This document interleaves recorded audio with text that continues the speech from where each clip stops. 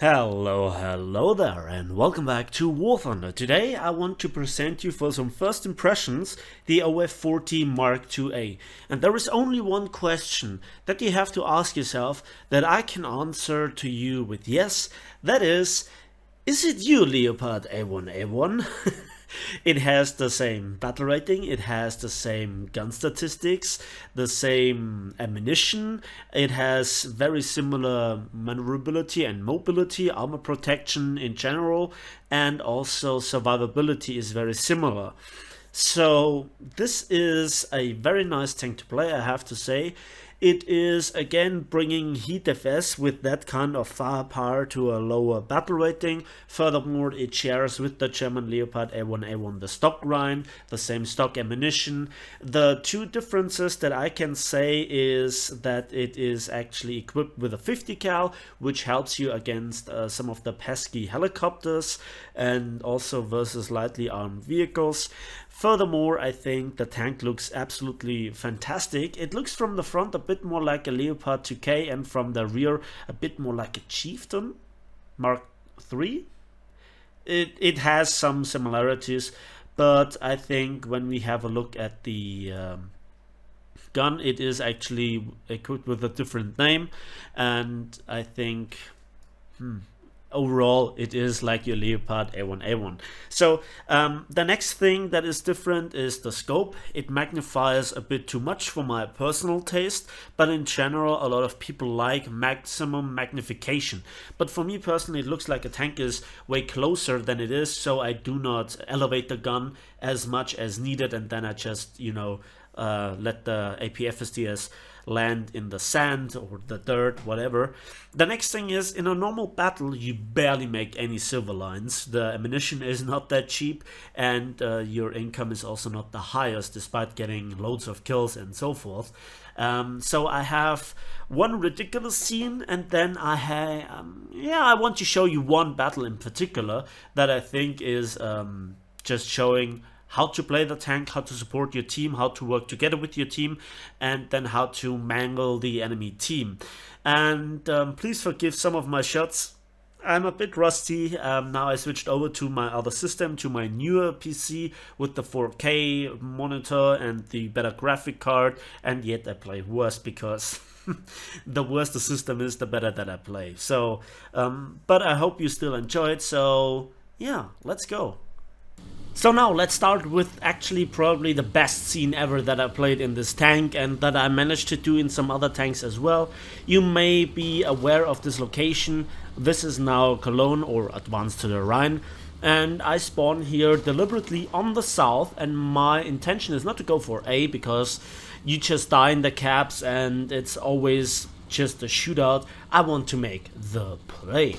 Now I push here through the middle. I flank the entire two teams through the middle, and I hold back here my artillery strike. Now C gets captured and I drop the artillery strike for three different reasons. First of all, that just lights the enemy team up. I get some hits, I get a rough idea how many enemy tanks that there are, then I get some more spawn points in, and of course the third reason, while I cross this crossroads here, they might be a bit blinded from the dust that the artillery splashes kick off. And so you could see, I couldn't see anything, so they couldn't see me. But wait, what is this? Yes, I'm not listening to Sabaton, I actually listening to the game sound, and I heard an engine roar, and there it is, a Russian beautiful kill on the T-62. And he was just moving out of the spawn, out of the spawn zone, and he was just like, what the hell happened there? So we move on, and this is a very risky game, all in, balls to the walls, we just go right in. You can see I'm currently always looking to the left. I don't expect a tank looking back, and so this pays off. Hello sunshine. Yeah, and that was actually just a gunner. Well, at least he's on fire, and I aim here on the turret.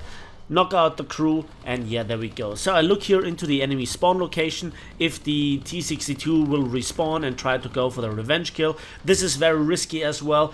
We smash here an AP-FSDS straight through the front of the XM1, and then there is also a Challenger, a Chieftain Mark III, and we eliminate him as well. So there is one enemy tank left, and we actually just knocked out here the gun breach on this T-55AM, and before he can rotate, his gun is also knocked out. We just go for another crew knockout. Those are 5 kills in just a few minutes, and it all got ended here by a chieftain. Yeah. That was me being too greedy, but let's see what this tank can do when the enemy team tries to do this. So we are here on the fields of Poland, or no, it's Poland, and yeah, there is one of the first games that I had. Now you could see that was not the best shot, because I'm just a bit confused here with the scope. This just sometimes happens to me.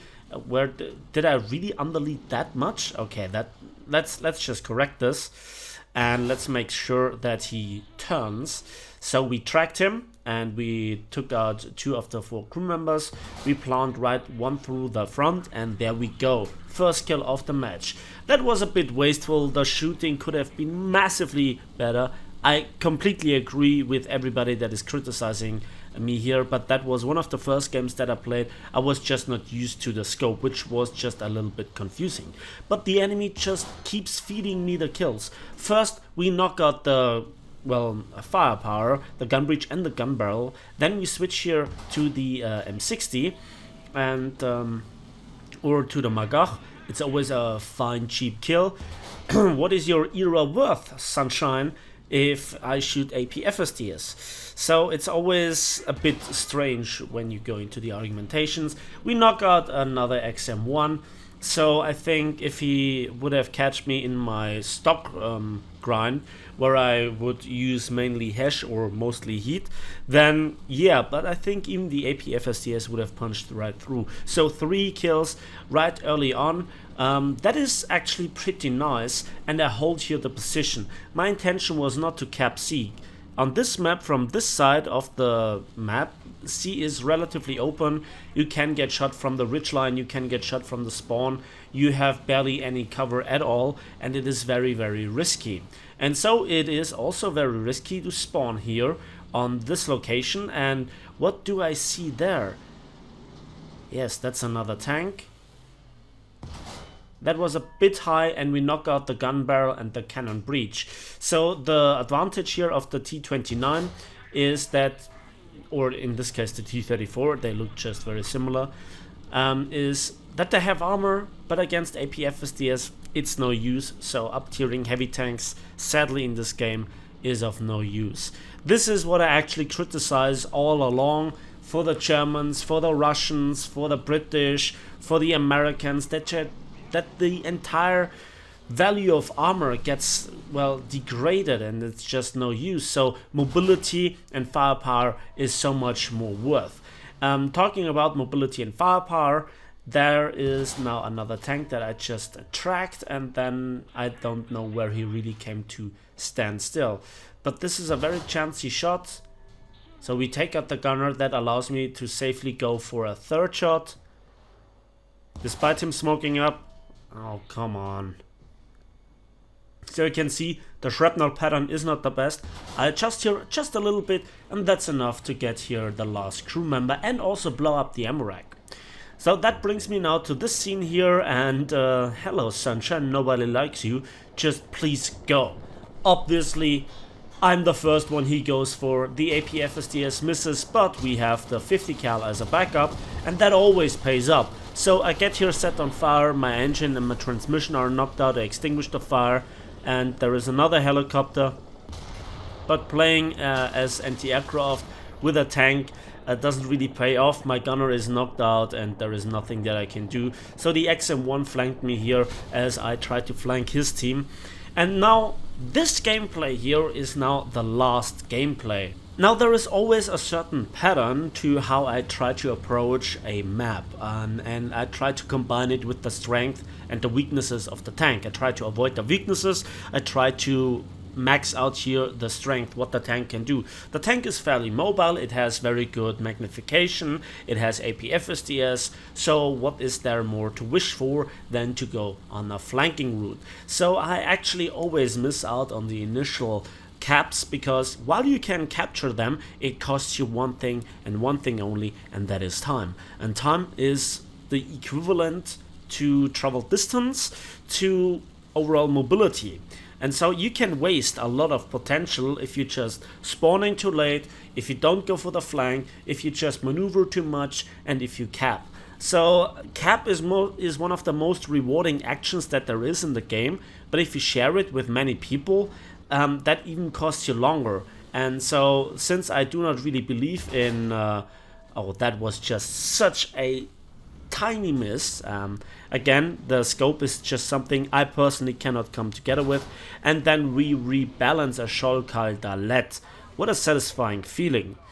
Okay, so back to the topic. If I just flank, it's not enough. I also must make sure that the shots hit, that the shots disable the enemy tank, and that was an ATGM just flying past, and that alerts me I need to go down into the dip, and then I need to carefully see where can I go, what is the best and safest route to flank at all. And to get into the juicy situation where you then can get in those nasty hits on the flank of an enemy tank, where they are the easiest to penetrate, even with heat, or if you're a very good shot and you can reliably bypass the tracks and all those things, then obviously also a hash round would be very, very cool. But I always hit the tracks if I try it with hash, so meh. And also inner fuel tanks protect the crew from shrapnels. So here the T-54 escaped. Now I know that he knows that I'm here, and that leads me into this lovely position, and damn it, that was actually one of the kills that I wanted to go for on the IS-6. However, I figured out, you know, I need to move on. I have bigger fish to fry, not just going for one kill. Now, one thing about flanking is not just for you to get the kills, but also being a threat that the enemy team knows of. So there are two different flanking playstyles. The one is about to get the silent kills, for instance with a Super Hellcat or a Hellcat. You then have also enough room on different maps at lower battle ratings to move around, to relocate, and to always be a threat.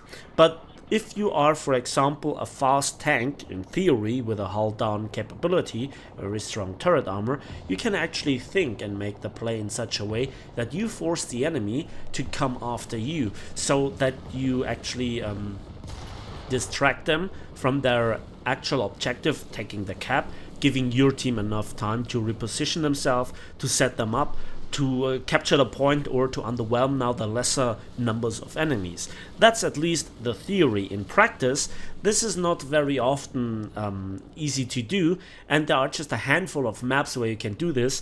This map here is actually one of my favorite maps in the game. You might not want to believe it, because for me personally, I have the option to flank, and flanking can be a double-edged sword. So it can work against you, it can work for you.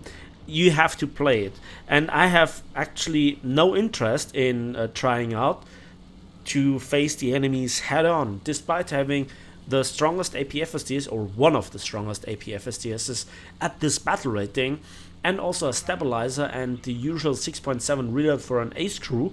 I don't wanna force it. And there you can see the Mk.2A. He looked into this direction, he probably saw me, and there is another tank going here. And now the Mk.2A was knocked out. Then there is also this T-54. I have to clear him out. That was another very lucky ammunition explosion. That shot could have also been done with HeatFS, no doubt about this. So if you talk about the stock grind, well, there are so many tanks in the game with this weapon system, with this combination of APFSDS, L7, reload, stock grind, you name it, that I think I chew through this argumentation often enough. So I'm sorry if I neglected here a little bit. Now there is one scene where I nearly screwed it up, and he just reversed just at the right moment. I wanted to go for the hull. Now I had to pull his gun breach. That was the one thing that actually now buys me some time. When I say it buys me some time, that's actually what it means. Now I can make one more shot into this M103, but my gun depression of 9 degrees is just not good enough. So I've exposed, and gladly he is preoccupied, and then that shot went right through the entirety of the tank without doing any damage, just killing one of the many crew members that this American heavy tank has. If he fires back, and that shot was again very bad, I actually tried to push here to knock out the gun breach, but I screwed that up. So sorry for those shots, but nevertheless, if you have the flanking shots and you screw up the shots, first of all, the enemy is aware of you. On the other hand, they know that they are flanked, so they have to pull back, again giving your team more chances. And yeah, what should I shoot? Now I decide to go for the IS-6, and god damn it, why does he have to survive? And the M103 was not aware of it, so I calmly could aim for the back of the turret where the ammo rack is, and we eliminate him for our 4th kill. So this is good. And you can see, if you look at the minimap where I am, I pose a massive threat. I get them into the crossfire.